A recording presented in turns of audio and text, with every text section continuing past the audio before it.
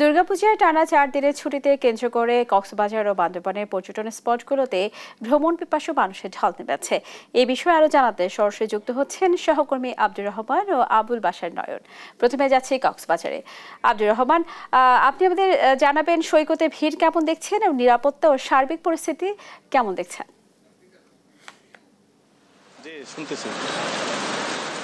স্নেহা যেমনটি জানাচ্ছিলেন, আজকে বিজয় দশমী এবং কক্সবাজার সমুদ্র সৈকতের পুরো এলাকাটি সেনাবাহিনী একটি চৌকস দল নিয়ন্ত্রণে নিয়েছে। বিশেষ করে প্রতিমা বিসর্জনে যাতে কোনো ধরনের দুর্ঘটনা না ঘটে এখানে সেনাবাহিনী, র্যাব এবং পুলিশের একটি মহড়া দেওয়া হয়েছে। এবং বিগত 4 দিনের সরকারি ছুটিতে কিন্তু কক্সবাজারে লক্ষাধিক পর্যটক কক্সবাজার রয়েছে, কিন্তু যদিও সকাল থেকে গুড়ি গুড়ি বৃষ্টি হচ্ছে, বৃষ্টির কারণে মানুষজন হোটেলবন্দি রয়েছে। এবং তারপরও যারা বিসর্জন কমিটির যারা রয়েছেন তারা জানিয়েছেন তারা দুপুর 3টা নাগাদ ওনাদের অনুষ্ঠান শুরু হবে এবং 5টার দিকে তারা বিসর্জন অনুষ্ঠানটি শুরু করবেন বলে আমাদেরকে জানিয়েছে। বিশেষ করে কক্সবাজারের কলাতলী লাবণী সুগন্ধা পয়েন্টে কিন্তু হাজারো পর্যটকের বৃষ্টির মধ্যেও তারা সমুদ্র সৈকতে সমুদ্র স্নানে মুক্ত রয়েছে। বিশেষ করে যেহেতু পাহাড়ের এলাকার টুরিস্ট যাওয়া বন্ধ রয়েছে, সেক্ষেত্রে কক্সবাজারের হোটেল মোটেল জোনগুলোতে প্রায় শতভাগ বুকিং রয়েছে। এবং তারা যেটি জানিয়েছে যে আগামী 2-1 দিন আরও পর্যটক থাকবে এবং এইবারে ছুটিটা লম্বা হওয়াতে তাদের প্রচুর পরিমাণে ব্যবসা বাণিজ্য হয়েছে এবং তারা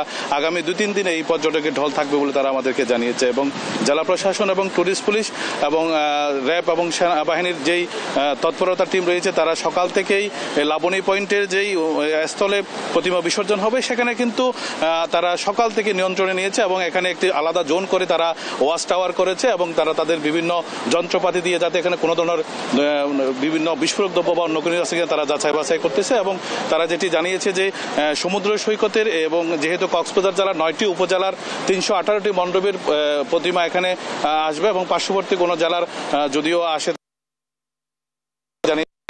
আজকের 4 দিনের যে দুর্গাপূজার যে অনুষ্ঠানের সমাপনী দিনে যেন তারা সুন্দরভাবে গত যে কয়েকদিন শেষ হয়েছে সেটাও আজকে সুন্দর এবং সুচারুভাবে শেষ হবে। এবং জেলাবাসীর সার্বিক সহযোগিতা এবং সকল ধর্মবর্ণ সকলে মিলে যে উৎসব পালন করা যায় সেটি একটি দৃষ্টান্ত স্থাপন করেছে বলে তারা আমাদেরকে জানিয়েছে। এবং তারা জানিয়েছে যে জেলা প্রশাসনের এবং সেনাবাহিনীর যেই কর্মকর্তারা অক্লান্ত পরিশ্রম করেছে এবং যারা পুণ্যার্থী ছিল, যারা দর্শনার্থী ছিল, সকলের সহযোগিতায় পর্যটন শহরের এই দুর্গা উৎসবটি সুচারুভাবে শেষ হয়েছে। এবং পর্যটকদের একটি অভিযোগ ছিল, সেটি হলো যে বরাবরের মতো হোটেল পাওয়ার সংকট ছিল, হোটেলের দাম বৃদ্ধি ছিল এবং খাবারের দাম বৃদ্ধি ছিল এবং যাতায়াত সহ কক্সবাজার শহরের যে অব্যবস্থাপনাগুলো রয়েছে এটা আরও উন্নত করার জন্য পর্যটকরা দাবি জানিয়েছে। এবং ভবিষ্যতে পর্যটন শিল্পের জন্য যেন তারা ঘুরতে এসে পরিবার পরিজন নিয়ে তাদের যেই অভাব অভিযোগগুলো রয়েছে সেটা পর্যটন ক্ষেত্রে উন্নয়ন হয় সেটি তারা দাবি জানিয়েছে। এবং আরেকটি বিষয় সেটি হলো যে কক্সবাজারের 3 নম্বর সতর্ক সংকেত রয়েছে এবং উত্তাল সমুদ্র এবং লাইফগার্ডের পক্ষ থেকে বারবার ঘোষণা দেওয়া হচ্ছে যেন সমুদ্রে নামার সময় যেন পর্যটকরা সতর্ক সংকেত মেনে নামে এবং সমুদ্রের যেই উত্তাল ঢেউতে যেন কেউ সমুদ্রে গোসল করতে না নামে। এবং বিশেষ করে হোটেল মোটেল জোনের যেই জলবদ্ধতা সহ সবকিছু সতর্কতা অবলম্বনের জন্য জেলা প্রশাসনের পক্ষ থেকে এবং মেট্রোরেল থেকে সবাই অনুরোধ জানিয়েছে। আমরা এখন যাব বান্দরবানে। আমাদের সহকর্মী আবুল বাশার নয়ন জানাবেন পর্যটনের কি অবস্থা, দুর্গাপূজাকে ঘিরে কি নিরাপত্তা ব্যবস্থা নিয়েছেন বান্দরবানে। ধন্যবাদ রহমান। হঠাৎ করেই পার্বত্য জেলা বান্দরবানের সবচেয়ে আকর্ষণীয় যে পর্যটন স্পট নীলাচলের বৌরি আবহাওয়া, এই নীলাচলে মূলত মানুষ মেঘে ঢাকা যে পরিবেশ সেটি দেখার জন্য আসেন।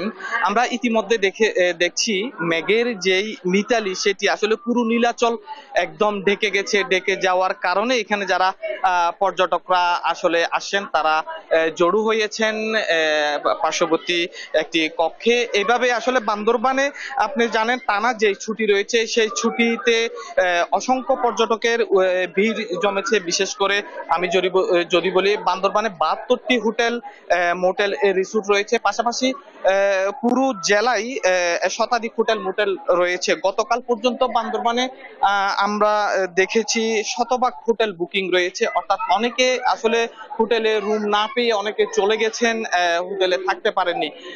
এছাড়া আপনি জানেন যে গতকাল বান্দরবানের যে অন্যতম অর্থাৎ বাংলাদেশের দ্বিতীয় পর্বতশৃঙ্গ কেউপ গার্ডেন সেটি খুলে দেওয়া হয়েছে। পাশাপাশি এর আগে জুন মাসে আমরা দেখেছি বগালেক খুলে দেওয়া হয়েছে, যার কারণে আকর্ষণীয় যে স্পটগুলো, সেই স্পটগুলোতে পর্যটকের যে ভিড় সেটি ধীরে ধীরে বাড়তে শুরু করেছে। পাশাপাশি আপনি দেখছেন এই মুহূর্তে আসলে এই সময়টাতে নীলাচল যে পর্যটন স্পট, এখানে এই ধরনের পর্যটকের ভিড় থাকে না, কিন্তু যে টানা ছুটি, সেই টানা ছুটির ফলে পর্যটকরা মূলত এখানে এসে জড়ো হয়েছেন। হঠাৎ করে বৃষ্টি নামার কারণে তাদের আসলে একটু বিঘ্ন হচ্ছে, তারা ছবি তুলতে ঘোরাফেরা করতে একটু সমস্যা হচ্ছে। তবে এতে করে এখানে যারা পর্যটকরা ঘুরতে আসেন তারা অত্যন্ত খুশি, কেননা এখানে মূলত পাহাড়ের সাথে মেঘের যে মিতালি সেটি দেখার জন্যই পর্যটকরা এখানে এসে থাকেন।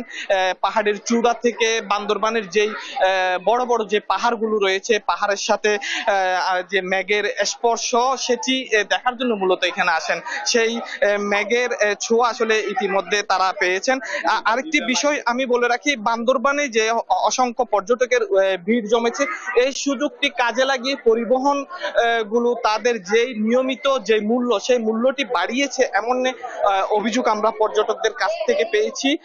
নীলগিরি এবং দূর দূরান্তে থানচি, রুমা, রোয়াংছড়ি যেই পরিবহনগুলো যায়, সেই পরিবহনগুলোর ভাড়া অতিরিক্ত নেওয়া হচ্ছে বলে আসলে আমরা শুনছি। আমি একজনের সাথে একটু কথা বলতে, আপনি কোথা থেকে আসছেন, কেমন লাগছে? আমি ঢাকা থেকে আসছি, চিটং থেকে তারপরে নীলাচলে আসছি। খুব ভালো লাগতেছে, বিশেষ করে বৃষ্টির পরিবেশ আরো সুন্দর লাগতেছে।